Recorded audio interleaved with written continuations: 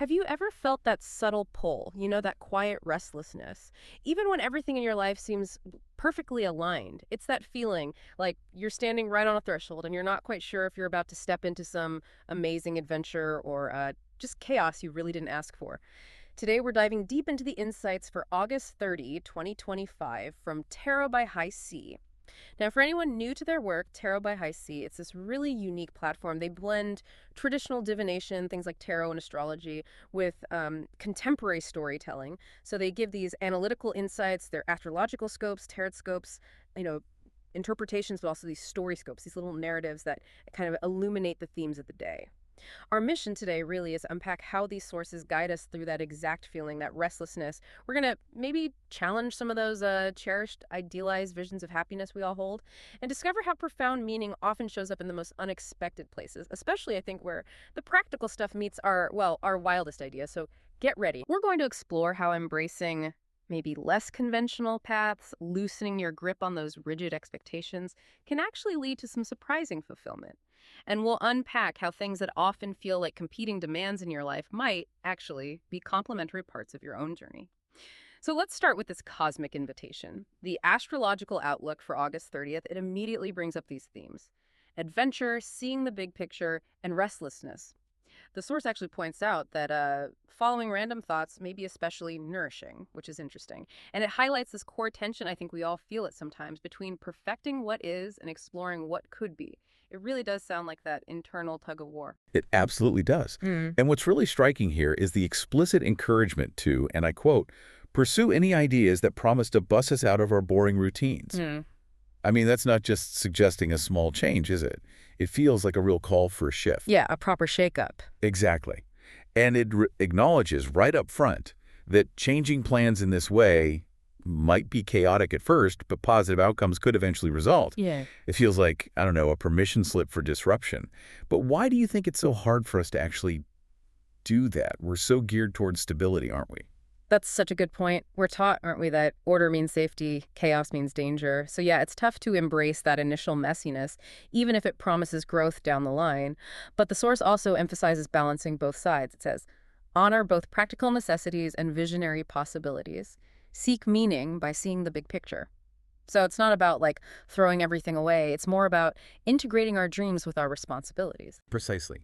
It's inviting us to broaden our horizons, but keep our feet on the ground, so to speak. Many psychological ideas suggest that real growth often demands stepping outside those comfort zones, those predictable routines we build. What this astrological snapshot does is validate that feeling, that internal nudge you might have, that urge for something more or different. It's saying, hey, that isn't just a random whim. It could be a path to deeper meaning, even if it looks a bit chaotic getting there. That idea of a cosmic permission slip really comes into focus when we look at the TarotScope for August 30th. It brings us the 10 of Chalices reversed. Now, for those familiar with tarot, the upright 10 of Chalices, that's usually the card of, perfect domestic bliss, the happy family, complete contentment, the dream, right? But here, reversed, in this reading specifically, it's pointing somewhere else entirely. The card suggests things like unmet expectations, maybe idealized visions that don't align with reality, or that feeling of searching for happiness in all the wrong places. It's that moment when the picture you had in your head, the one you were sure would bring ultimate joy, just isn't matching up with your lived reality. And this, I think, is where it gets really profound. It forces us to ask, what if that picture-perfect version of fulfillment we've been chasing isn't actually nourishing us? Not in the way we truly need. The source suggests real happiness, genuine happiness, can be found in surprising, unconventional ways. It explicitly encourages exploration, breaking free of routines and zooming out to see the larger truth.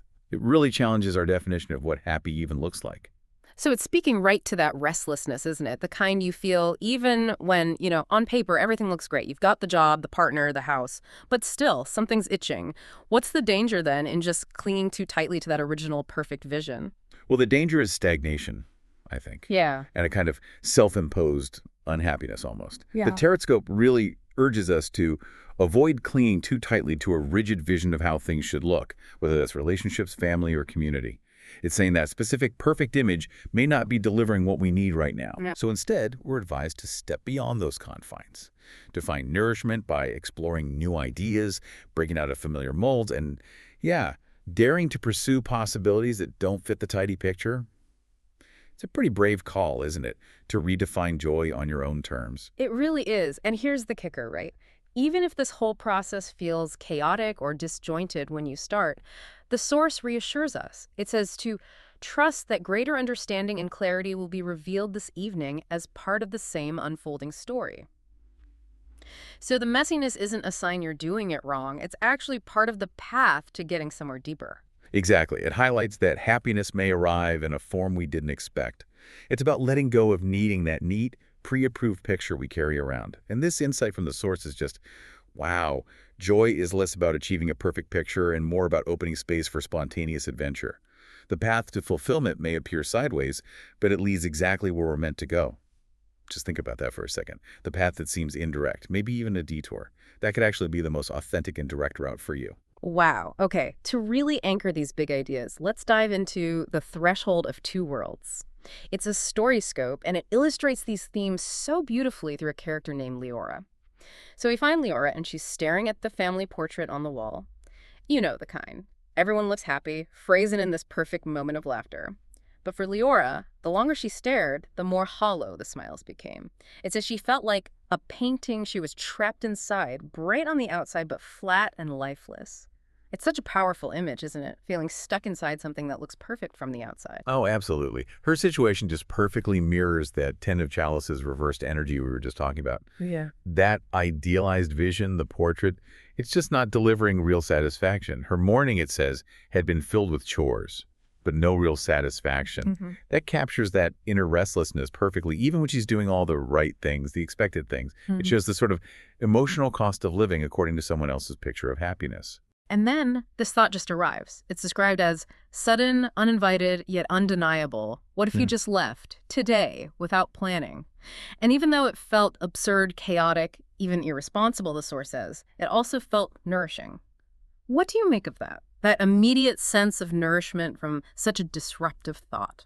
That's the key moment, isn't it? It's where Yeah. that astrological advice to follow random thoughts just comes alive. It really speaks to some kind of inner wisdom, I think, that knows what we genuinely need, even if it goes against everything we've learned or been told. Yeah. And Leora acts on it. She takes a bus heading toward the mountains, no itinerary, no permission, just the desire to see where the road curved. This isn't really framed as an escape, more like a brave step towards something undefined, something more. She's prioritizing that inner feeling, that nourishment, over all the external shoulds. But initially, of course, doubt gnawed at her. She thought about the undone chores, the calls she hadn't returned, the expectations people had of her. That internal voice is so familiar, right? And then, as the sun sets, painting the sky, it says, the chaos of her decision began to feel like freedom. It's amazing how that internal perspective can just shift like that. It really is. It's that journey from feeling chaotic to finding profound clarity. When Leora finally gets to this ridge, she looks back. The city glowed below, structured, predictable, shimmering like a net. That's one view. And then ahead, the sky opened into endless stars.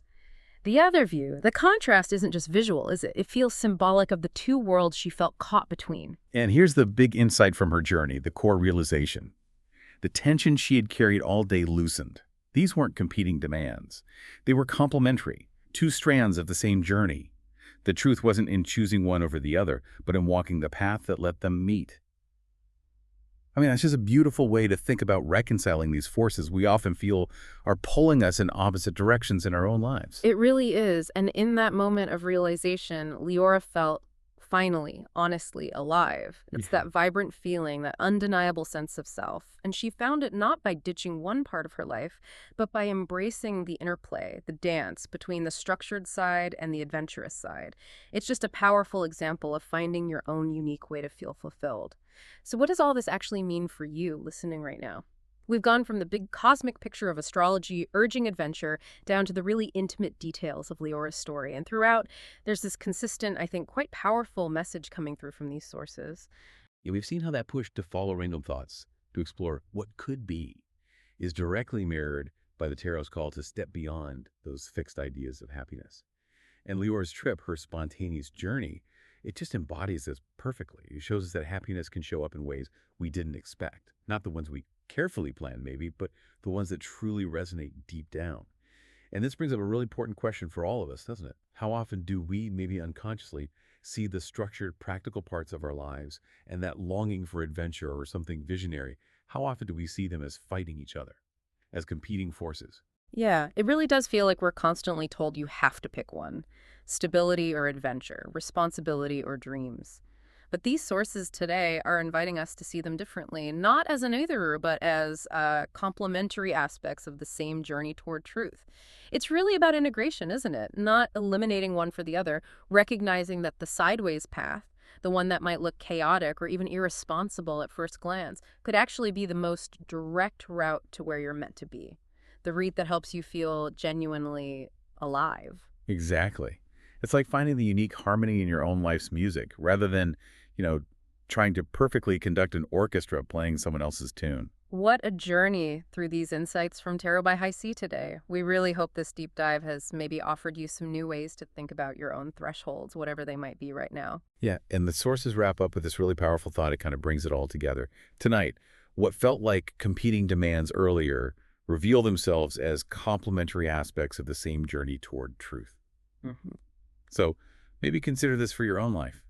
What if those things that feel like they're conflicting, your need for stability versus that pull toward spontaneity, your responsibilities versus your deep-seated dreams? What if they aren't actually opposites? What if they're two sides of the same coin, both guiding you towards a richer understanding of your own unique path to fulfillment? How might seeing them as complementary rather than conflicting change how you approach your next big decision? Or even just your next random, potentially nourishing thought? Food for thought, definitely. If you're curious and want to explore more, you can find the source of today's deep dive over at tarotbyhick.net. Until next time, keep exploring those thresholds.